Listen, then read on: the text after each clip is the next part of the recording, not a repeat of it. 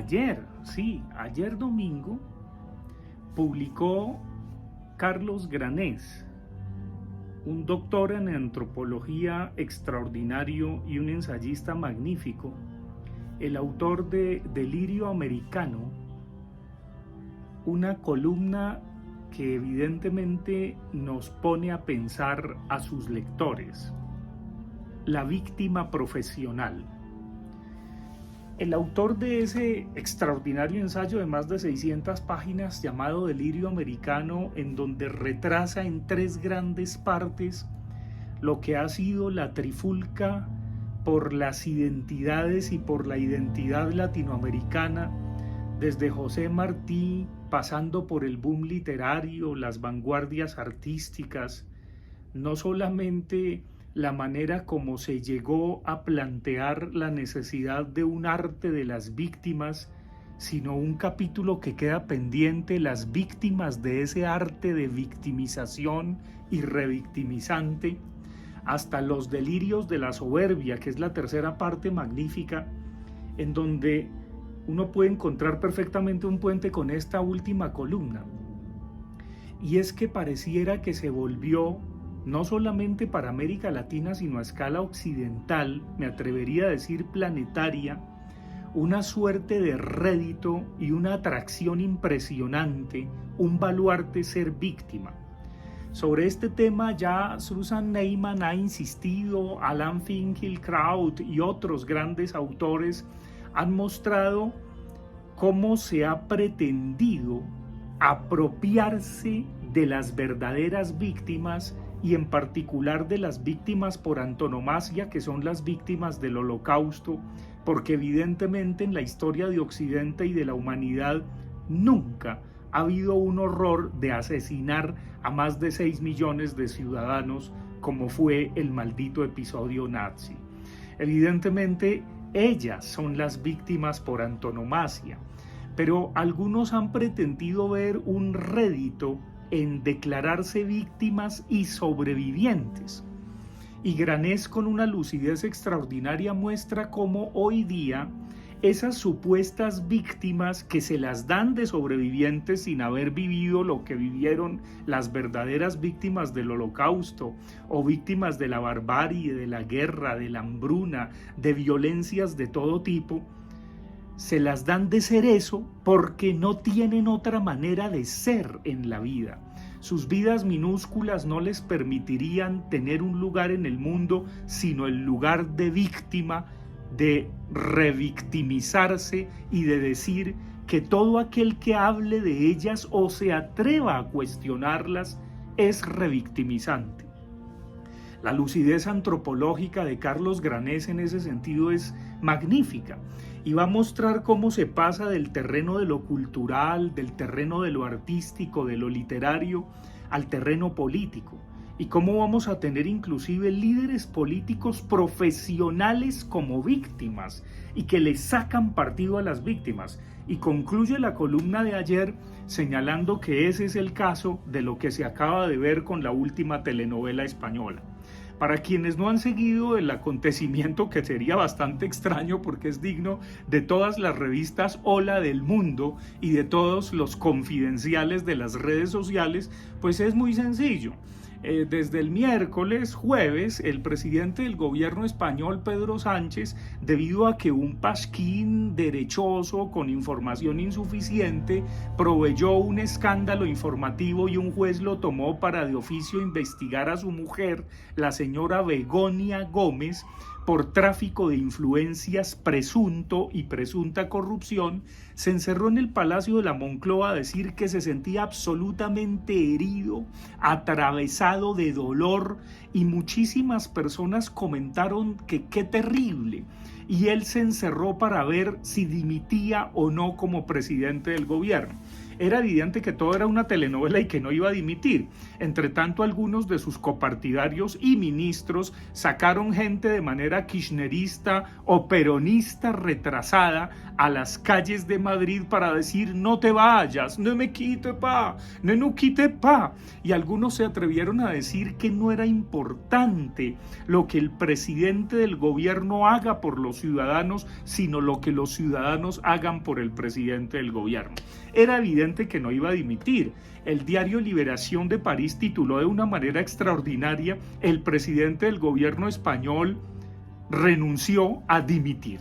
Extraordinario. Y esa es la verdad. Obviamente fue una telenovela, como lo dije ayer en mi videocolumna, tipo Topacio, Cristal, los ricos también lloran, etcétera, etcétera. Pero la desgracia es que la política se volvió tan telenovelesca y estas víctimas profesionales y victimizadores profesionales que a su vez se declaran víctimas, pues evidentemente lo que hacen es sacar réditos políticos de esto. Obviamente yo no estoy diciendo que no haya afectado al presidente del gobierno español el hecho de que investiguen a su señora y que probablemente la estén calumniando, tomando la verdad de él como si fuera una víctima.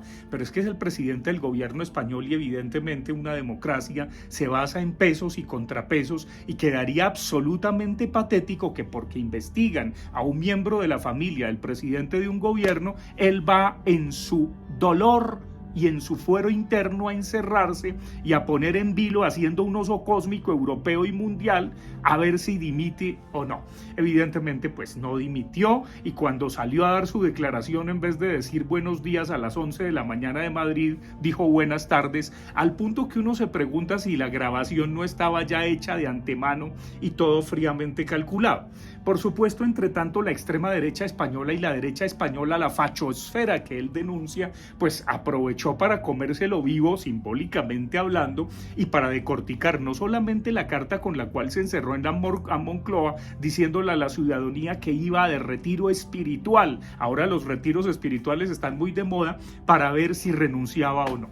Evidentemente, sale a decir que no, que lo ha pensado mejor y que como nunca va a prohibir los bulos, va a prohibir las noticias falsas, va a generar una suerte de vigilancia sobre el poder judicial cuando se aprovecha de falsas informaciones. El problema es quién determina cuáles son las verdaderas y las falsas informaciones, y el problema es que es solo a través de pruebas y de hechos fácticos que se puede determinar que alguien, sea el presidente del gobierno español o Pepito Pérez, es o no una víctima.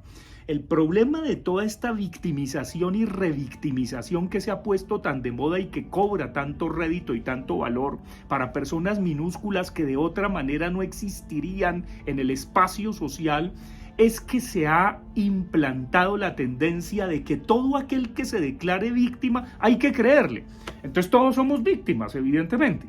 Y por supuesto eso banaliza a las verdaderas víctimas, a las víctimas del Holocausto, a las víctimas de la guerra, del dolor, de la muerte, de la hambruna, de violaciones, de verdaderos acosos, etcétera, etcétera.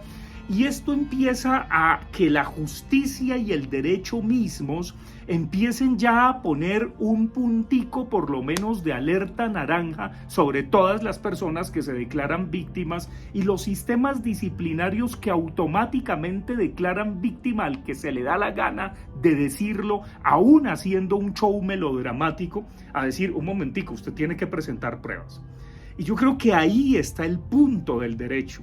Y ahí es donde la antropología, como lo señala Granés, la sociología, el psicoanálisis, la psicología, no el coaching mindfulness que dice que en la subjetividad se atiende a alguien y en esa subjetividad con lógicas propias y dinámicas auténticas se le declara víctima. Por Dios, hay cosas tan poco serias como entonces ir donde el indio amazónico si te diagnostican cáncer y tomar caldo de chulo porque evidentemente te niegas a someterte a la quimioterapia o a la radioterapia, o porque no tienes EPS o un sistema de salud que te lo permita adecuadamente ese tratamiento, a menos que realmente no lo quieras asumir. Pero entonces estamos asistiendo a esa victimización, revictimización, recontravictimización, y obviamente pues se saca partido de todo ello. Muchas víctimas, lo señala Granés, quieren mantener su asilo político, quieren mantener sus prerrogativas, llegar a puestos de poder, y pueden decir hasta misa contra las personas que acusan y quedan incólumes moralmente. Pero no es solo ello, sino que muchas vanguardias artísticas ahora tumban estatuas, desmontan monumentos, hacen lo que se les da la gana diestra y siniestra, porque los actores que lo hacen son víctimas. Y algún analista del diario Le Figaro de Francia muestra cómo los muchachitos que se tomaron el Instituto de Estudios Políticos y los de la Sorbona, pues evidentemente están a favor de Palestina. ¿Quién no? ¿Quién no señalaría el holocausto? No, holocausto no. Justamente ahí se caería en un error el genocidio que se está cometiendo en la Franja de Gaza, pero eso no es el holocausto. Holocausto solo ha habido uno, y no se puede volver a repetir, no se debe volver a repetir, de ese gobierno de Benjamín Netanyahu que es cuestionado por el mismo pueblo israelí. Pero Alan Sinclair dice también, comentando como este analista político, a propósito de los muchachitos que se tomaron el Instituto de Estudios Políticos y la Sorbona, es que en este momento la versión contemporánea del antisemitismo es el sionismo, es decir, no permitir que Estado sea un Estado de Israel que fue concedido hace ya 75 años, tengo entendido. Entonces, evidentemente, el antisemitismo hoy se disfraza de antisionismo, según Ann Sinclair. Eso no quiere decir que quien sostenga esa tesis no pueda y deba, como es mi caso personal, estar a favor del otro Estado, del Estado palestino, que son las reglas de juego que se deben cumplir para que en algún momento por lo menos se conviva en ese territorio que es el territorio santo, el territorio de las religiones del libro, la tierra que mana leche y miel, y que por supuesto en algún momento habrá que compartir, duélales a los unos o duélales a los otros. Pero volviendo acá, entonces algunos abusivamente se llaman sobrevivientes como si hubieran salido de un horno crematorio, y no, eso nunca ocurrió. Los sobrevivientes de un campo de concentración sí son sobrevivientes. Entonces no se puede equiparar de una manera tan abusiva esa victimización, y lo digo sin ninguna corrección política. Y entonces estamos asistiendo a esa usurpación de las víctimas, y los sistemas disciplinarios, penales, etcétera, están cayendo en la banalidad de ese mal, en la banalidad de llamar víctima a cualquiera que se puede autofabricar o que otros fabrican y le sacan intereses y réditos económicos, culturales, políticos, ideológicos. Bueno, ese es el artículo grosso modo de Carlos Granés que me ha inspirado esta videocolumna, y que los invito a ustedes a que lo lean, búsquenlo, googleenlo, Carlos Granés, y ahorita en la Feria del Libro de Bogotá ojalá consigan ese ensayo magnífico, Delirio Americano. Les recomiendo Los Delirios de la Soberbia, la tercera parte de ese ensayo. Sí, hay víctimas reales, por supuesto las grandes víctimas, las máximas víctimas desgraciadamente de este occidente y de esta humanidad podrida han sido las víctimas del Holocausto. Nadie puede ser un negacionista de ello. Claro, hay otro tipo de víctimas, indudablemente hay víctimas de lo que está ocurriendo en la Franja de Gaza, en Cisjordania, hay víctimas de las masacres, de las guerras, de las hambrunas, de las violencias, etcétera, pero hay falsas víctimas, hay quienes se hacen pasar por víctimas porque de otra manera no tendrían ningún lugar en el mundo.